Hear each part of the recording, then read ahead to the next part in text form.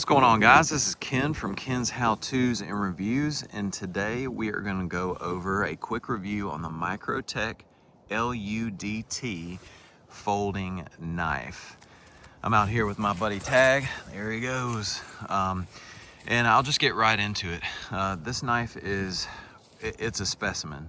You take it out of the package and you notice right away just how cool this thing looks. Let me fold it up real quick. It's got just a beautiful build, a great update from the Gen 2.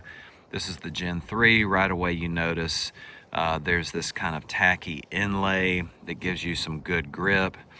It's got a great pocket clip, almost too good of a pocket clip. This thing is pretty strong. That's kind of my one downside, but that's just nitpicky.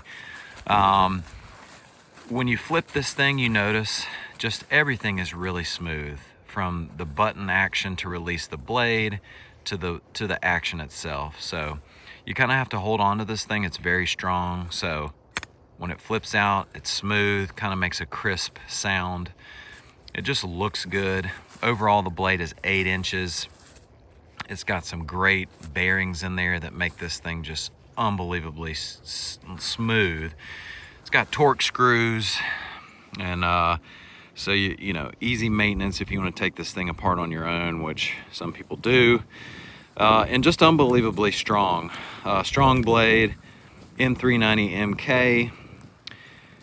Great serration. I love my knives to have the Tonto blade with a partial serration, which they offer variations in this, but fits great in your hand. Just so comfortable. Hold it this way, turn it around and hold it that way. Really a couple ways. Just fits well, looks good. Overall, I'd recommend, if you're in the market for a good folding knife, kind of automatic folding knife, this has got to be it. Love this thing, carry it everywhere. Well, that's it. If you like what you just saw now, feel free to like and subscribe, and we'll see you next time.